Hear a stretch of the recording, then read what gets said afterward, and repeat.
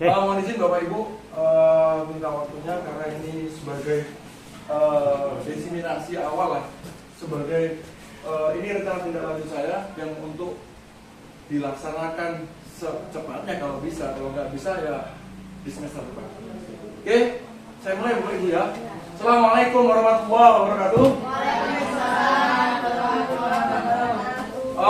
Terima kasih. Dengan padatnya acara kita di hari ini, Bapak Ibu sudah bisa menyempatkan waktu untuk mengikuti undangan saya untuk kegiatan rencana tindak lanjut pada program PKG PJOK yang sedang saya jalani selama kira-kira 3 bulan. Bapak Ibu yang saya hormati, saya di sini akan mempresentasikan mengenai rencana tindak lanjut saya dalam kurun waktu setelah melaksanakan kegiatan PKG PJOK. Langsung saja Bapak Ibu, rencana tindak lanjut saya yaitu perencanaan berbasis proyek melalui komunitas belajar. Mengapa judulnya melalui komunitas belajar? Ya, kita ini berada dalam satu komunitas belajar dan komunitas belajar kita sudah aktif, makanya kita manfaatkan PJOK, guru PJOK memanfaatkannya dengan kita berbagi, sharing, dan merencanakan sebuah kegiatan bersama-sama dengan komunitas belajar. Dalam hal ini, saya akan fokus kepada komunitas belajar dalam sekolah.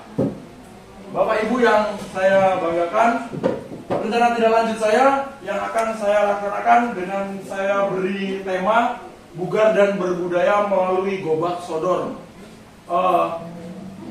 Inti kegiatan adalah Sport Education Model dengan judul Sepeda BM Cup 1. Ini nanti akan saya includekan dengan program P5 ya yang sudah berjalan kemarin, kemudian kita juga akan mulai laksanakan ke depan.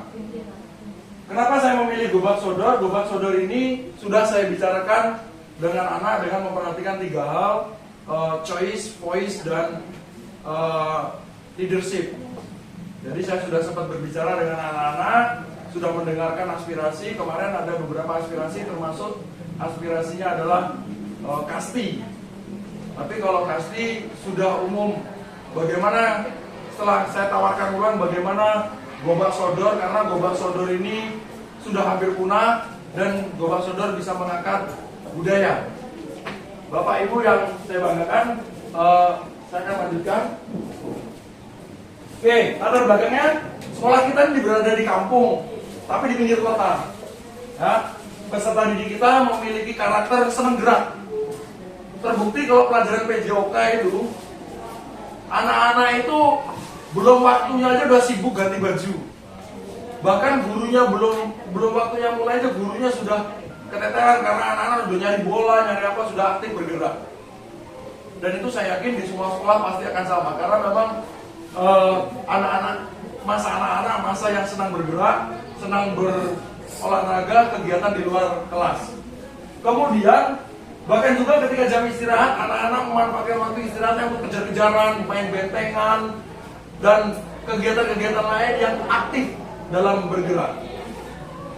Berdasar tersebut, dengan pertimbangan voice, choice, dan leadership, kegiatan Gobak Sodor diajukan untuk dilaksanakan dalam kegiatan P5 yang akan dilaksanakan kompetisi atau liga. Kami coba tawarkan liga dengan konsep Sport Education Model. Nah, SEM itu adalah dalam mata PJOK menuntut siswa mampu menguasai segala aspek yang terdapat dalam sebuah kompetisi pertandingan. Jadi nanti siswa itu ada yang jadi wasit, kita hanya pemantau. Ada yang jadi wasit, ada yang jadi supporter, ada yang jadi hakim garis, mungkin seperti itu. Ada yang jadi peserta, ada yang jadi pedagang, ada yang jadi juru parkir, ada yang jadi ketua panitia, bahkan nanti ketua panitia kegiatan ini adalah anak-anak.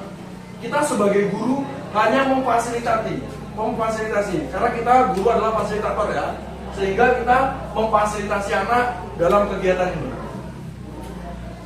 Jadi SEM menuntut siswa menjadi pelaku dan pelaksana pertandingan secara lengkap. Jadi nanti kita siapkan dari mulai ketua pelaksana sampai paling bawah mungkin juru parkir saja sudah ada bagiannya.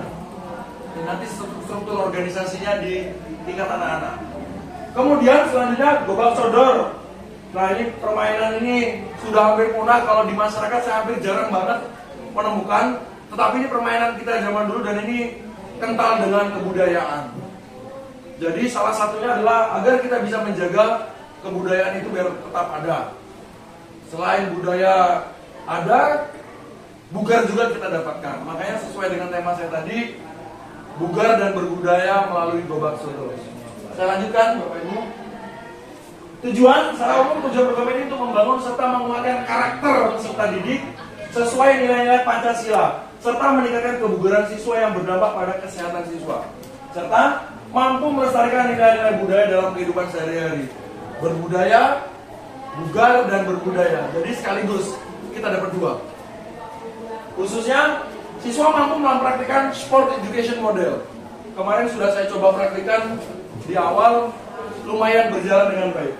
Kemudian mengembangkan keterampilan dan kebugaran, menanamkan nilai-nilai karakter, sportif, kompetitif, disiplin, tekun, tanggung jawab, kerjasama, toleransi, percaya diri, keberanian, dan taat pada aturan.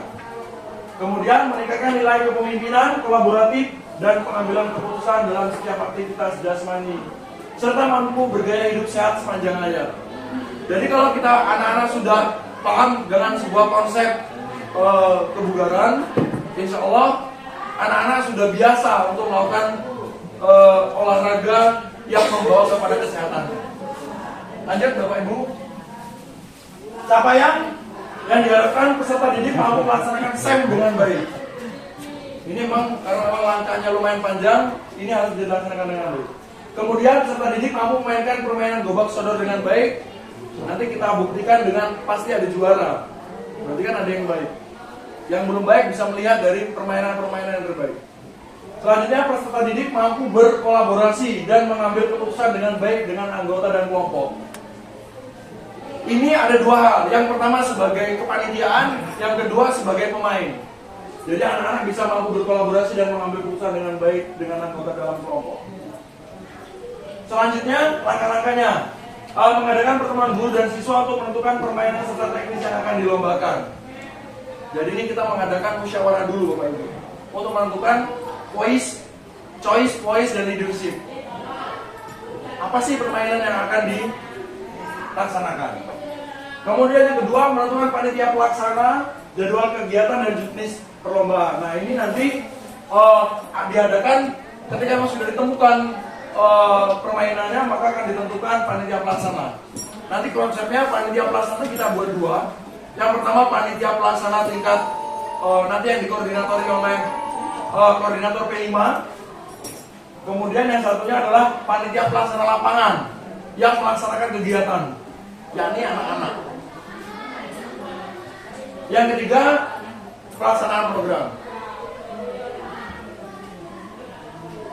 Struktur program, struktur organisasi programnya yang pertama penanggung jawab, yakni koordinator P5 ya. Kita koordinatornya siapa? Sekolahnya. Koordinator P5 siapa? Ada 5 orang ya? Oke, 5 orang. Jadi nanti ini dibantu sebagai penanggung jawab. Kemudian ketua pelaksana kegiatan nanti saya selaku guru PJOK-nya. Yang ketiga, anggota, semua guru bisa nanti membantu di dalam lini pelaksanaan kepanitiaan. Pelaksanaan kegiatan kepanitiaan siswa. Jadi nanti siswa dibentuk kepanitiaan sendiri yang untuk pelaksanaan SEM itu sendiri, Sport Education Model. Kemudian mitra yang paling dekat dengan kegiatan ini adalah guru mapel seni, PKN, pendidikan agama, karena kaitannya dengan kebudayaan, kemudian kearifan lokal. Nah, bagaimana menjaganya itu PKN dan pendidikan agama untuk memahami antar kebudayaan. Jadi ada toleransi mungkin di situ nanti. Rencana kegiatan, pelaksanaan SEM, gobak sodor sepeda BM Cup 1, sistem pertandingannya liga. Pelaksanaan kegiatan dilaksanakan setiap Jumat selama 2 JP ya. Karena kita selama 2 JP itu kan. 2 JP apa 3 JP itu ya? 2 JP ya. Perkiraan pelaksanaan minggu pertama September sampai Desember. Nanti dibuat sistem liga.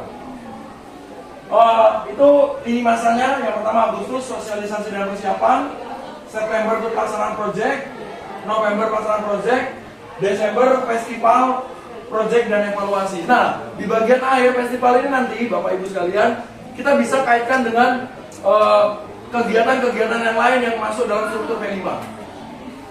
Nah, di sini salah satunya nanti babak sodor, di situ ada final akhir. Akan ditentukan juaranya. Dan di situ nanti akan ada pembagian hadiahnya. Analisis aset sekolah. Dalam membuat sebuah kegiatan, kita semua sudah paham bahwasanya kita harus bisa berpikir asset by thinking by asset. Lupa ini, bener thinking by asset apa asset by thinking ini Bapak Ibu guru penggerak yang sudah dapat materinya. Belum dapat ya? Pak Muklis? Asset by thinking apa thinking by asset? Lupa juga ya? Asset by thinking. Pak ya? Ingat nggak? Udah gak lupa ya? Oh gitu udah lupa. Jadi kita berpikir aset. Maksudnya berpikir aset begini. Ketika sebuah kegiatan itu kita nggak punya dana, bagaimana kita tetap melaksanakan kegiatan? Kegiatan apa yang bisa kita lakukan dengan aset yang kita miliki? Itu adalah aset by thinking. Jangan berpikir tentang kekurangan kita. Kalau kita berpikir tentang kekurangan kita, maka kita akan susah dalam melaksanakan kegiatan. Maka kita berusaha melaksanakan kegiatan berdasarkan aset yang kita punya. Nah, kegiatan saya yang akan saya rencanakan ke depan, ada beberapa aset yang kita punya dan bisa kita maksimalkan. Yang pertama aset manusia, ada 2 guru PJOK dan guru mapel lain serta murid. Pemanfaatan aset bersama guru PJOK dan guru lain merancang pembelajaran berbasis proyek untuk pembelajaran yang menyenangkan. Salah satunya ini Bapak Ibu, kita rancang bersama. Keterangannya kolaborasi. Fisik, kita punya lapangan yang luas, nggak perlu nyewa, gratis. Jadi ini kita manfaatkan aset kita. Finansial, kegiatan dibuat dengan ramah finansial bahasanya. Tanpa menggunakan alat dan bahan yang menggunakan dana. Insya Allah itu kalau menggunakan dana bisa seefisien mungkin. Politik. Secara politik kita punya kepala sekolah yang selalu mendukung setiap kegiatan positif. Guru-gurunya. Selama itu kegiatan itu baik dan menyenangkan bagi anak, insya Allah ibu kepala sekolah selalu mendukung. Sosial, aset sosial kita punya aset yang Bapak Ibu gurunya bisa saling kolaborasi dengan baik antara elemen, dan kita sudah terbiasa diskusi dan menyepakati hasil musyawarah yang sudah kita dapatkan. Ini aset. Ada tempat-tempat yang mungkin gurunya banyak atau gurunya sedikit tetapi tidak solid dalam hal pengambilan keputusan. Ketika hasil musyawarah tidak semuanya setuju dengan musyawarah tersebut. Jadi ini sebagai aset besar. Lingkungan, kita punya lingkungan yang baik ya. Lingkungan sekolah kita masih asri. Insya Allah anak dalam bermain dan beraktivitas bisa aman dan nyaman. Terakhir budaya. Kita memiliki keragaman budaya, tapi di sekolah kita belum pernah ada masalah tentang permasalahan budaya. Tidak ada olok-olok antar suku, antar etnis, bahkan antar agama. Ini menjadi aset besar Bapak Ibu dalam membuat sebuah kegiatan. Jadi ini analisis aset yang kita punya. Mungkin kira-kira kalau ada yang bisa ditambahkan, kira-kira mungkin saya kurang, mungkin nanti bisa dibantu. Lanjutnya Bapak Ibu ya. Rencana evaluasi. Kegiatan ini perlu evaluasi. Evaluasinya 2 hal. Evaluasi akan dilakukan di akhir ya. Kalau saya buka lini masa,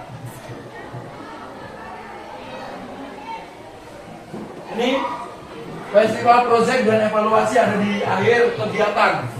Ya.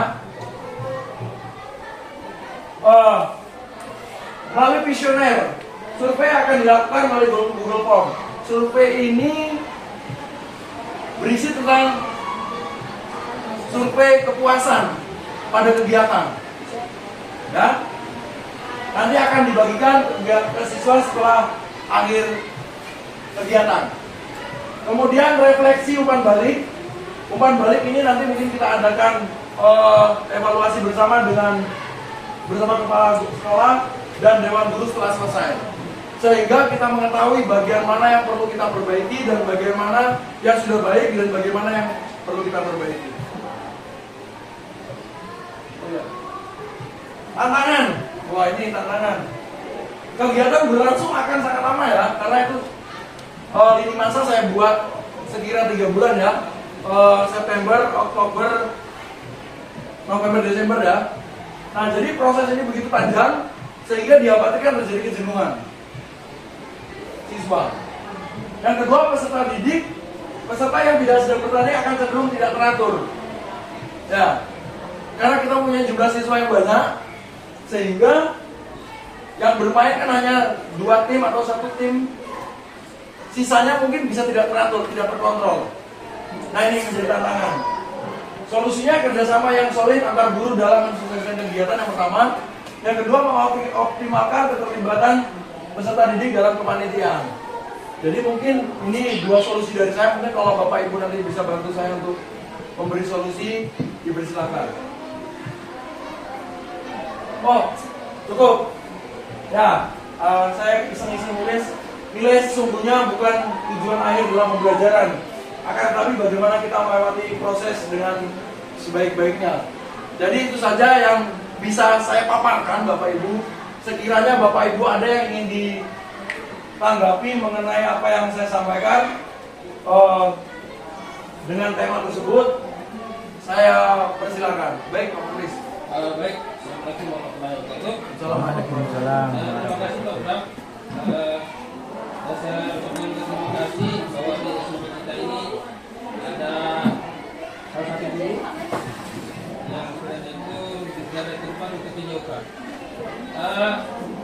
Kenapa memilih babak sodor? Yang kedua, kenapa tidak memilih untuk ini olahraga yang pertandingan saja, untuk persiapan 2 kenapa untuk babak sodor? Jadi yang ketiga, di SMP kita ini minim alat olahraga. Ya, itu yang ininya. Minim alat olahraga. Kita punya lapangan voli tidak terawat. Yang kedua, dan bolanya tidak ada. Karena itu, ya, pokoknya tidak ada alat olahraga yang memadai. Sebagai apa gimana Pak? Oke, saya jawab ya Pak. Yang pertama tadi, mengapa Bapak sudah kemarin sempat saya bicarakan dengan anak-anak, sepertinya setuju. Karena ini bisa biar ketemu sinkron dengan kegiatan P5, ternyata ini yang paling ditawarkan. Kenapa tidak menggunakan olahraga yang di pertandingan di Olimpiade? Di kegiatan Olimpiade itu tidak semua siswa Pak bisa mengikuti kegiatan. Jadi kita hanya memilih beberapa siswa saja untuk dimatangkan Pak. Kalau skala besar, nanti kita akan kesulitan dalam proses rekrutannya Pak. Jadi fokusnya akan terpecah. Nah, kalau kenapa Gobang Sodor juga? Kalau Gobang Sodor ini semua siswa bisa melakukan Pak. Tidak laki dan perempuan, tidak harus menggunakan alat, ya kan? Kemarin kita bicarakan. Terus kemudian ramah lingkungan dengan sekolah kita. Ditambah tadi Bapak sampaikan kita tidak mempunyai alat yang lengkap. Nah, salah satunya itu kita maksimalkan aset yang kita punya aja Pak. Dan ini secara finansial pun tidak sangat ramah dengan finansial. Sehingga itu keputusan bersama anak-anak saya bicarakan kemarin ini. Ini sudah masih sekedar rencana, tapi kemarin sudah saya bicarakan dengan anak-anak. Oke, kenapa tidak futsal? Kenapa tidak bola voli? Kenapa tidak itu? Karena kalau itu tidak bisa diikuti oleh seluruh siswa Pak. Itu. Karena kebetulan kemarin saya berbicara itu di kelas yang ada anaknya yang tidak suka olahraga yang seperti itu Pak. Dan anak itu berbicara. Saya rasa dia bisa mewakili dari teman-temannya yang nggak suka olahraga Pak. Tapi kalau kegiatan 12 Oktober kan anak-anak lari. Insya Allah ini akan saya mencoba mendengarkan apa yang disampaikan oleh anak. Itu Pak. Kemudian kita mempunyai aset yang tidak banyak ya Pak ya. Jadi apa yang harus kita lakukan menanggapi dalam situasi itu? Yang pertama adalah aset by thinking, Pak ya. Kalau dalam ini kita berpikir aset yang kita punya, kita mantapkan aja yang kita punya. Memang itu akan menunda dan itu akan menyulitkan kita dalam melakukan kegiatan.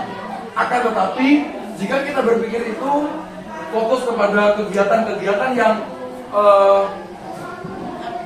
ya, kalau kita fokus kepada kelemahan kita, maka kita tidak akan bisa berjalan juga. Makanya asset by thinking. Jadi bagaimana yang biasa kami lakukan? Saya berkolaborasi dengan Pak Ahmed, saya perhatikan justru memaksimalkan ketidakpunyaan kita dengan kegiatan-kegiatan yang lain, Pak. Jadi pemanfaatannya seperti itu. Sambil dalam proses kita pengajuan di sekolah mengenai kelengkapan alat olahraga. Jadi begitu Pak, tanggapan saya mengenai kegiatan kurangnya alat tadi ya Pak ya. Terus apa lagi tadi Pak? Oke cukup Pak ya. Mungkin ada lagi yang ingin ditambahkan rekan-rekan? Pak Anies mungkin? Ya. Terima kasih Pak Bram. Memang motor Gebak Sodor ini adalah permainan tradisional yang mungkin hampir dilupakan. Ya. Tapi nasibnya ini hampir sama dengan kasti. Ya artinya kenapa tidak kasti juga tidak dimasukkan dalam kategori apa ini? Kelima. Oh gitu. Ya. Iya. Apa bisa berbarengan atau memang harus sendiri-sendiri? Oke nanti dipikirkan Pak. Berarti maksud Bapak setuju dengan Gebak Sodor kalau bisa ditambahin gitu Pak ya? Iya, maksud jadi saya double gitu ya? Double. Gebak Jadi Sodor dan sama-sama kasti. biar nggak punah. Oke, nanti coba saya perkirakan kalau emang bisa masuk nanti kita planning ulang Pak. Tapi kalau Gebak Sodor ini, kenapa saya fokusnya ke Gebak Sodor? Salah satunya budaya sih. Kalau kasti kan olahraga full, kalau Gebak Sodor ini ada budayanya. Sehingga saya fokus ke bugar dan berbudaya. Tapi kalau memang ada kasti juga, ini suara Bapak akan saya dengar. Karena ada beberapa anak juga kemarin yang ingin mengajukan kasti Pak. Cuman akhirnya diputuskan ke Gebak Sodor. Jadi itu saja Pak. Ya. Oke, terima kasih. Ada lagi Bapak Ibu yang ingin ditambahkan? Kalau sudah, saya cukupkan ini. Sudah ya Bapak Ibu? Cukup. Baiklah, terima kasih. Ini yang bisa saya sampaikan mengenai rencana kegiatan. Bagaimana nanti pelaksanaannya minimal kita sudah merencanakan. Karena tidak ada kegiatan yang baik berjalan dengan mulus tanpa perencanaan yang baik. Jadi itu yang bisa Bapak sampaikan. Terima kasih atas semangatnya. Dan sekali lagi saya beruntung berada di sekolah ini karena punya teman-teman yang bisa berkoordinasi dengan baik, bisa berkolaborasi dengan baik, dan punya aset politik yang luar biasa. Kita punya ibu kepala sekolah yang rajin mendorong bapak ibu gurunya untuk semangat dalam mengikuti sebuah kegiatan. Dan kalau kita buat kegiatan pasti di-okein. Karena apa? Semua kegiatan yang positif insya Allah akan berdampak baik juga untuk anak-anak. Sekali lagi terima kasih bapak ibu atas perkenan waktunya. Mohon maaf atas segala kekurangan. Saya sekali lagi bukan menggurui, bukan merasa lebih, tetapi di sini saya ingin belajar. Saya cukupkan. Wabillahi taufiq wal hidayah. Assalamualaikum warahmatullahi wabarakatuh. Waalaikumsalam warahmatullahi wabarakatuh.